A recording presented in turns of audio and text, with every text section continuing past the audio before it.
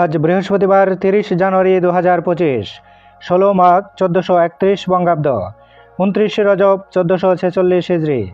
জানিয়ে দেব আজকের দৈনিক বাংলাদেশ প্রতিদিন পত্রিকার শিরোনাম। অবৈধ বিদেশি ধরতে এবার সাঁড়াশি, জরিমানা বেড়ে 5 গুণ। ভারত চীনের অনেক নাগরিকও থাকছেন অবৈধভাবে। শুরু হচ্ছে অভিযান। ব্যবসা বাণিজ্যে স্বস্তি আনার পদক্ষেপ নেই সরকারের। সিপিডির মিডিয়া ব্রিফিং। বিনিয়োগে আস্থা ফেরাতে পারেনি অন্তর্বর্তী সরকার। ঋণের দুষ্টচক্রে জ্বালানি ও বিদ্যুৎ খাত। খাদ্যমূল্য বাড়াতে মধ্যস্বত্বাভোগীর নেটওয়ার্ক। ঘোষিত সময়ে জাতীয় সংসদ নির্বাচন দাবি। মানুষ পিষ্ট মূল্যস্ফীতির জাতাকলে, সরকার বাড়াচ্ছে ভ্যাট। হাইকোর্ট হবে বিভাগীয় সদরে। থাকবে স্থায়ী বেঞ্চ। উপজেলা পর্যায়ে আদালত সম্প্রসারণ। ফৌজদারি অপরাধ তদন্তে পুলিশের বাইরে স্বতন্ত্র সংস্থা। পৃথক বিচার বিভাগীয় সচিবালয় প্রতিষ্ঠা। স্থায়ী অ্যাটর্নি সার্ভিস। 32 বিষয়ে সুপারিশ সহ প্রতিবেদন দেবে বিচার বিভাগ সংস্কার কমিশন। জোরালো হচ্ছে দ্রুত নির্বাচন দাবি। গণতন্ত্র প্রতিষ্ঠায় নির্বাচন দিতে হবে, মঈন খান। প্রয়োজনীয় সংস্কার করে রোডম্যাপ ঘোষণা করুন, গোলাম পরোয়ার। জনমনে দ্বিধাদ্বন্দ্ব পরিষ্কার করা জরুরি, পীর চরমোনাই। নির্বাচন আমাদের জেনারেল ডিমান্ড, সাইফুল হক। আগে বিচার হবে, তারপর আওয়ামী লীগের রাজনীতি। ভালোভাবে ক্ষমা চাইতে হবে ও স্বচ্ছ নেতৃত্ব আসতে হবে। জুলাই সনদ নিয়ে ফেব্রুয়ারির প্রথম সপ্তাহে ঐকমত্যের আশা।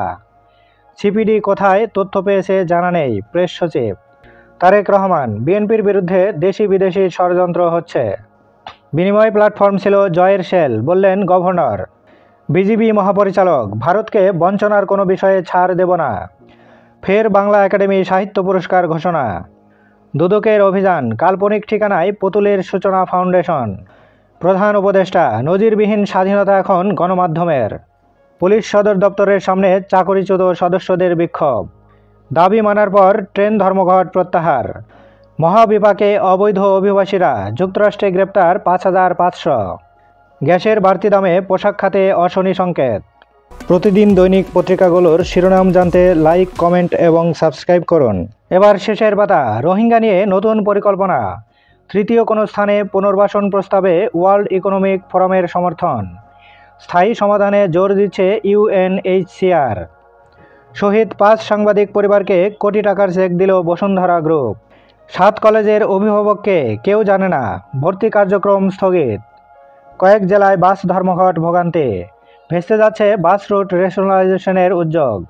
জালিয়াতির মাধ্যমে এনআইডি, নির্বাচন কমিশনের 2 কর্মী বরখাস্ত। অবৈধ ইটভাটা, 3 বিভাগীয় কমিশনার সহ 8 জনকে তলব।